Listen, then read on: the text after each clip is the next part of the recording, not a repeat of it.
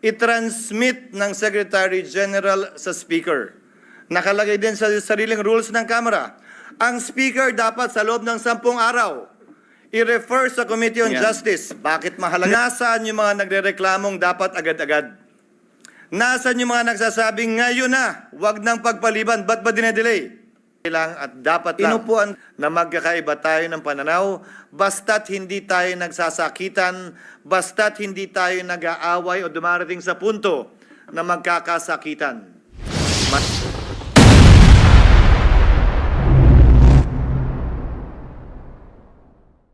Hi mga boss, eto na mga nalalapit na ang pagdesisyon sa impeachment trial ni VP Sara Duterte at nagbigay na ng saloobin si Senate President Cheese Escudero kung bakit nga ba natagalan ang pagdesisyon dito. Kaya bago ang lahat, huwag kalimutan mag-like, share, and subscribe. Bago ko pinagpasahang bumaba mula sa kinakaluklukan at kinakaupuan ko at sagutin ang ilan sa mga puntong ibinigkas nitong nagdaang ilang oras na. Una, nasabi na maikli lamang naman na panahon ang kailangan gugulin para dito, bakit hindi pa ginawa noon? Hindi ba't obvious na nakita po natin itong nagdaang magtatatlong oras? Na oras na pinag-usapan natin ang impeachment, mahaba ang diskusyon. Hindi ito simpleng 30 minuto lang sa pag-issue ng summons dahil kailangan pahintulutan at payagan ang mahaba at malayang debate. At bago po ako lumayo, nais kong pasalamatan ang aking mga kasamahan dito sa Senado para sa isang maayos, civil at naaayon sa rules natin na diskusyon at debate. Ayon na rin sa sinumpaan nating tungkulin na pagpasahan ng lahat ng bagay nang naaayon sa ating paniniwalang tama at nararapat nating gawin. Hayaan mong simulan ko po ang ilang mga binanggit. Mr. President, Your Honor, I wrote the members of the Senate on February 24, 2025, outlining the basic reasons why we cannot, as of yet, schedule the impeachment complaint. Much has been said about the term forthwith, which I wrote to each and every member of the Senate. Mr. President, Your Honor, we are governed not only by the Constitution but also our rules. We are governed as well by precedents. We are governed as well by decisions of the Supreme Court pertaining to this matter. Allow me to, for the record, cite a few regarding this matter, lest they may think that it is only a one-sided opinion with respect to their definition of forthwith na agad-agad. Kada senador marahil may kanya-kanyang opinion kaugnay nito. Hindi ko pwedeng hayaan na sa record natin ay hindi maisabi ang ibang opinion kaugnay nito. Una, nakasaad po sa saligang batas kaugnay sa papel na dapat gampanan ng Kamara na dapat tugunan nila ang pagsampa ng impeachment complaint sa loob ng mga takdang panahon. Kung ilang session days para ilagay sa kalendar, ilang session days para ilagay sa Committee on Justice, ilang session days para pagpasahan, ilang session days para pagdesisyonan ng plenaryo ng Kamara. Nakalagay din sa rules ng Kamara, anumang impeachment complaint regularly filed by one member, dapat po immediately, hindi po forthwith, immediately, i-transmit ng Secretary General sa Speaker. Nakalagay din sa sariling rules ng Kamara, ang Speaker dapat sa loob ng 10 araw i-refer sa Committee on Justice. Bakit mahalaga yon? Dahil sang-ayon sa desisyon ng Korte Suprema sa Francisco case, diyan magsisimula ang 1-year ban sa pagsasampa ng pangalawa, pangatlo o pang-apat na impeachment complaint. Hindi yan ginawa ng Kamara. Sa katotohanan, hanggang nag-adjourn tayong lahat bilang Kongreso noong February 5, hindi yan ginalaw ng Secretary General sa kabila ng magkatabi lamang naman ng opisina ng Secretary General at ng Speaker. Sasabihin marahil ng ilan, tapos na yan. Lumipas na yan, tulad ng sinabi ni Senator Coco, wala na tayong magagawa dyan. Nandun ako. Pero may katanungan akong iiwan bago nating lisanin ang puntong yan. Nasaan yung mga nagrereklamong dapat agad-agad? Nasaan yung mga nagsasabing ngayon na, wag nang pagpaliban, ba't ba dinedelay? Inupuan po na mahigit 2 buwan, magtatatlong buwan nga ito. Hindi inaksyonan. Wala naman ako narinig na nagreklamo na nasa na yung agad-agad. Sa kanila nakalagay immediately, may takdang araw pa. Yan ang paksa ng petition sa Korte Suprema ngayon na inihain ni Vice President Sara Duterte kaugnay sa pag-iiwas sa tinatawag niyang one-year ban na nakasaad sa saligang batas. Now let me proceed to forthwith. I quoted this in my letter to all the senators. Forthwith, citing various cases, Mr. President, Your Honors, means within a reasonable time, which may be longer or shorter period according to the circumstances of a particular case. It means it is elastic in nature and varies with every case.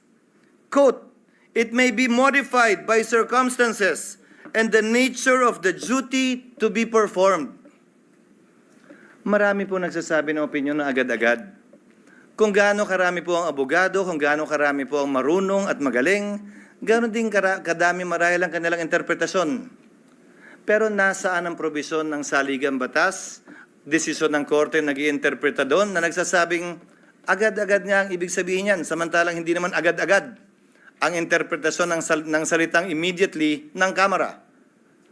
Kung talagang immediately ang gusto, edi sana ang sinulat ng mga nagsulat ng konstitusyon, immediately din tayo. Yung immediately nga ng House, hindi yun ang interpretasyon, tapos tayo ganyan. If the prosecutors themselves, the complainants themselves were not that interested and sat on these complaints for over 2 months, tayo bigla ngayon, mamadaliin nila habang nagpabanjing-banjing sila ng mahigit 2 buwan sa mababang kapulungan. Pangalawa,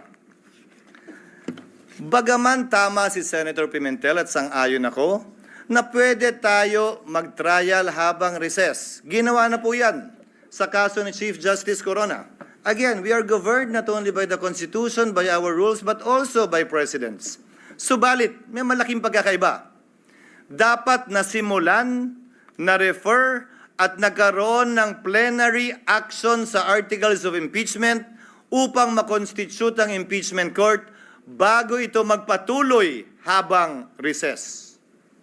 Maraming nagsabi, mag-trial na tayo, mag-convene na tayo, sumampa na tayo habang recess. Sa pananaw at palagay ko, labag yan sa saligang batas. At dun sa mga talagang gustong matanggal si Vice President Sara Duterte, dun sa mga galit sa kanya, inis sa kanya at gustong madali itong impeachment, para mo lang dinagdag, binigyan siya ng dagdag na balang questionin ito sa Korte Suprema. Dahil hindi po pwede yan. At hindi po ako papayag na mangyari at gawin yan dahil lamang gusto nila at nagmamadali sila. Sinabi ko na sa simula pa lang ng impeachment process na ito, 1 linggo matapos i-file yan dito sa Senado, 2 oras bago tayo mag-adjourn sa huling araw ng ating sesyon. Sabi ko, hindi ako makikinig, susunod o magpapadala sa sino mang pabor sa impeachment at ayaw kay Vice President Duterte. Hindi ako magpapadala sa ayaw sa impeachment at gusto si Vice President Duterte. Trabaho ko bilang tagapangulo ng Senado, hindi nga lang ako, trabaho nating lahat, na maging pantay at pareha sa ating pagtingin. Yan ang rason, hindi naman tsamba lang yun at nagkataon. Yan ang rason kung bakit ang babaeng sumisimbolo ng hustisya ay nakapiring. Wala dapat tinitingnan o tinititigan. Wala dapat kinakampihan dahil lamang nagkataong ganun ang nangyari. At dahil nagkataong ayaw ko siya ganyan ang gawin nyo. Let's go back to precedents, Mr. President. 3 lamang na impeachment complaint ang naitawid ng Kongreso patungo sa Senado na inabutan ko na matapos ang 1987 Constitution. 3 po lamang. Ang impeachment complaint laban kay dating Pangulong Estrada, ang impeachment complaint laban kay Chief Justice Corona, at ang impeachment complaint laban kay Ombudsman Gutierrez. Hayaan niyo pong isa-isahin ko. Isinampa ang impeachment complaint laban kay Pangulong Estrada magno-Nobyembre. Nung nag-recess ang Senado, tumigil ang trial. Nag-resume sila pagkatapos ng recess. May nagreklamo ba? May nagsabing, uy, forthwith Yan ang president ng Senado. Nung nag-trial at hindi binuksan ang second envelope, kung inyong maalala, nag-walkout ang prosecutors, hindi na bumalik. Anong ginawa ng Senado? Wala ng prosecutor, wala ng interesado, dinismiss forthwith yung impeachment complaint. Dahil nawala na yung prosecutors. Tama nga naman. Hindi na pala interesado yung mga prosecutor, ano pang gagawin ng Senado magtawag ng hearing? Sa kaso ni Chief Justice Corona, sinampa 5 araw bago mag-adjourn ng Senado. Nagsimula ang trial pag-resume pagkatapos ng Christmas break. Pero bago mag-break o habang break, nag-issue ng summons, nagkasagutan. Yun naman talaga yung balak natin pag-resume nitong 2 linggong ito. Yun lang, Mr. President, mga kasamaan. Ang kaisa-isang impeachment complaint na nasimulan at natapos ng Senado. Yung pangatlong impeachment complaint ni Ombudsman Mercy Gutierrez. Final yan 3 araw bago mag-adjourn ang Senado sa kanyang regular recess, walang eleksyon nun. Nung nag-resume, dun lamang sinet ang trial. Pero bago nag-resume ang Kongreso, nagbitiw si Ombudsman Gutierrez. Ano ang ginawa ng Senado? Walang trial, hindi kinonvene ang impeachment court, as the Senate dinismiss yung impeachment complaint. Pinagpasahan nila. Resign na pala eh. Wala na tayong kailangan gawin. Naalala niyo po yung debate? Na meron pa namang penalty of absolute perpetual disqualification. That was discussed. But by way of precedent, the Senate did that. So if you look at the past presidents of the Senate, nagawa po nila yon, pinagbotohan po nila yon. Without convening the impeachment court. Wala pong nagsabi, hoy, inaabandona ninyo ang inyong constitutional duty nung ginawa ng Senado yon. Paano po yan, Ginoong Pangulo? Pagsang-ayon ba ang karamihan o ng pinakamaingay o matatalino sa ating bansa? Okay lang? Pag hindi sila sang-ayon, hindi na okay. Bugbog ka na. Bugbog na institusyon. Dapat may gawin na tayo. The Constitution, the rules, and the precedents, Mr. President, do not change simply because a group says otherwise. Balikta naman pa natin. Yung isang naudlot na impeachment complaint laban kay dating Chief Justice Davide, karamihan sa mga civil society groups tutol doon sa impeachment complaint na yon. Tungkol sa corruption din yon. Tungkol sa pag-aabuso din ng poder yon. Parehong mga grounds. Dahil yun naman ang ground ng impeachment talaga eh. Anong sinabi nung halos parehong grupo ngayon na gusto ang ulo ni Vice President Sara? Ay, masama yung impeachment yan. Hindi yan dapat i-file. Dapat i-dismiss nyo yan. Mabuting tao si Chief Justice Davide. Nagsalita pa ang mga miyembro ng Senado noon. Kahit padala ng Kamara sa amin, hindi namin tatanggapin yan. Sinabi din po ng Senado noong mga panahon yun. At saka busy kami sa budget. Kailangan muna namin unahin yan bago yan. Babalik ko ang katanungan. Nagbabago ba? Depende kung sinong may gusto. Hindi ba dapat kung ano yung pamantayan at batayan kaugnay ng impeachment complaint, sino man ang nasasakdal? Pareho at parehas ang pagtrato natin. Ngayon, kaugnay ng kasalukuyang impeachment complaint, nakalagay po sa rules ng Senado, ang impeachment proceedings dapat i-refer sa Committee on Justice.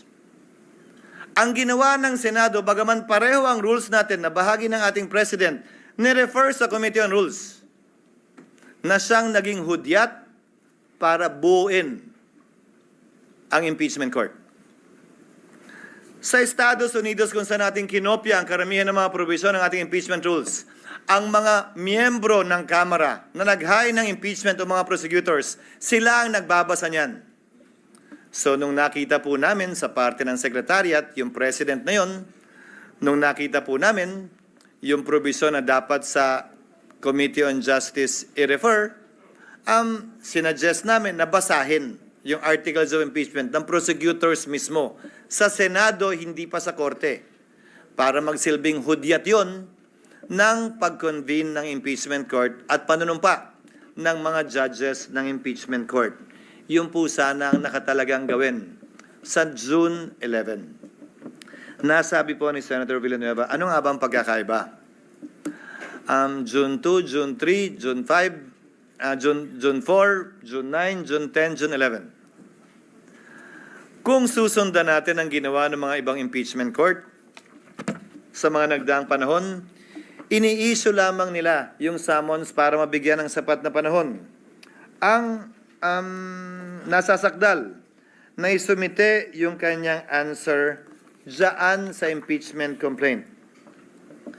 At pagkatapos nun, dahil magtatapos ang kapangyarihan ng mga prosecutor sa June 30, hindi po tayo pwede magpatuloy sa ating paglilitis dahil hindi naman pwedeng one side lang yung ating mapapakinggan pagkatapos ng June 30. Doon sa nagsasabi na may mga private prosecutor naman na i-appoint ang Kamara. With the principal goes the agent because the authority of the principal ceases by June 30. So, napag-usapan, tatawid ba ito? Tatawid ba ito sa susunod na Kongreso kung gaano rin karami siguro ang senador, ganong karami din ang opinion, kung gaano karami ang abogado, ganong karami din ang magaling nilang basehan kung tatawid nga ba o hindi. My position is that it will. Mr. President, Your Honor, allow me to read a portion of the deliberations of the Constitutional Commission on this matter. Delegate Aquino. Because I would proceed, quote, from settled jurisprudence that impeachment proceedings are essentially judicial in nature, such that it follows that when the legislative chamber undertakes these proceedings, it sits as a court of justice, and therefore, it is not bound by the rules of legislative sessions. It cannot adjourn. Assuming that the session is adjourned, impeachment proceedings should not in any way be affected by the adjournment of the session. Delegate Romulo. That is not precluded from our proposal. If the Commissioner wants to make it explicit and to suggest amendments to that effect, I suppose I would not object. Our thinking is that if the Commissioner's premise is that it is like a court of justice, maybe an adjournment of the hearing will certainly not preclude it from continuing the proceedings on some other day. In other words, it could not lose jurisdiction just because of adjournment. Add to that, Mr. President, what the minority leader said during earlier sessions we've had. Hindi porkit pinalitan yung judge, dismissed agad lahat ng kaso at magsisimula uli. Ang prinsipyo pa ng batas na nagsasabing anumang sinimulan, dapat lamang tapusin. Plus ang president natin, kaugnay sa SET, na tumatawid yung kaso sa SET, bagaman nagpalit ng Kongreso, bagaman nagpalit ng mga miyembro ng Senado at maestrado ng Korte Suprema. Now, allow me to state a few more things before I yield the floor. Mr. President, Congress cannot pass an irrepealable law. Very much so that we cannot bind the next Congress. Whatever we decide with respect to this issue, kung tatawid nga ba o hindi, would have to be confirmed, affirmed, or rejected as the case may be by the 20th Congress. Some of us will be part of that. Some of us will no longer be part of that. But we cannot tie their hands and bind their hands. But the same is true, Mr. President, Your Honor, if at all, with the House of Representatives as well. The 19th Congress also, to my mind, cannot bind. If the 19th Congress Senate cannot bind the 19th Congress, the 20th Congress Senate, then in the same breath, the 19th Congress House cannot bind the 20th Congress House. Certain procedural, to my mind, compliances need to be made in order for this to be done. As a last point, Mr. President, Your Honor, oo nga po at marami nagpapahayag na opinion, at maraming sinasabi laban sa Senado at higit pa sa sinumang miyembro ng Senado laban sa inyong lingkod. But I consider that as part of the burden of leadership, Mr. President, Your Honor. Bahagi yan ng trabaho bilang tagapangulo ng Senado na balikatin kung anumang pagsubok, anumang pasanin, anumang patutsada na ibabato sa Senado o sa tagapangulo ng Senado kaugnay ng ginagawa o di nito ginagawa. Pero alalahanin din sana ng ating mga kababayan, bagaman karapatan nilang sabihin at magsabi ng kanilang nasa sa loob, tulad ng paggalang na ginagawa natin sa mga nagpapahayag ng kanilang opinyon sa labas lamang ng Senado. Para po sa akin, lahat po ito ay welcome at respetado ko dahil sa isang demokrasya, importante ang malayang pagpapahayag ng opinyon. Sa isang demokrasya, Ginoong Pangulo, hindi naman pwedeng nagkakasundo tayo sa lahat ng bagay. Sa isang demokrasya, tama lang, okay lang at dapat lang na magkakaiba tayo ng pananaw, basta't hindi tayo nagsasakitan, basta't hindi tayo nag-aaway o dumarating sa punto na magkakasakitan. Malaya tayo makakapagdebate, pero sa dulo, tulad lamang ng nakarang eleksyon, pagbobotohan po natin ito at ito'y masesettle sa pamamagitan ng botohan. Sino man ang manalo sa botohan, hindi nangangahulugang tama. Sino man ang matalo, hindi nangangahulugang mali. Iyon ang gusto ng nakararami. Gayon din sa mga opinyon na inihahayag sa ngayon. Hindi porkit yan ang tingin ninyo, tama na kayo. Hindi porkit na hindi sang-ayon ang ibang tao sa inyo, mali na sila. Hindi po ganun yun. That I am not, or anyone here in the Senate is not on your side, does not mean that they are wrong and you are right.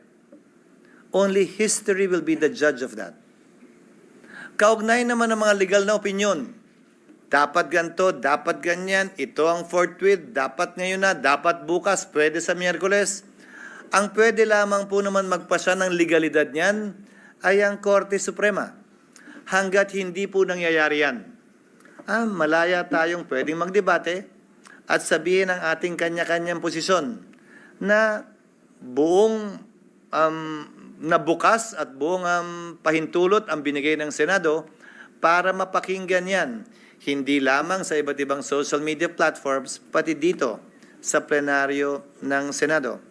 Again, Mr. President, before I conclude, I thank our colleagues for enunciating their opinion, their positions on this matter, and for the healthy debate that we saw and heard regarding this matter.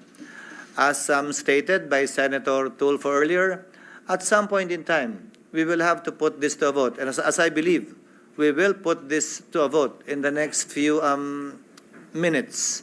Hiling at dalangin ko. Ano man ang maging resulta na ninanais ng mas nakararami, galangin ng kada at bawat miyembro ng Senado. Dahil sa dulo, tagapangulo man ako ng Senado, batikang senador ka man o baguhan, tigi-tigisa lang po tayo ng boto. Pantay-pantay po tayo pagdating sa kapasyang ito. Ano masasabi mo, bossing, sa video na ito?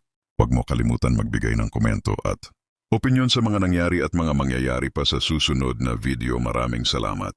Bossing, at sa susunod ulit na kaganapan, nakapag-subscribe ka na ba? Huwag mo kalimutan, bossing.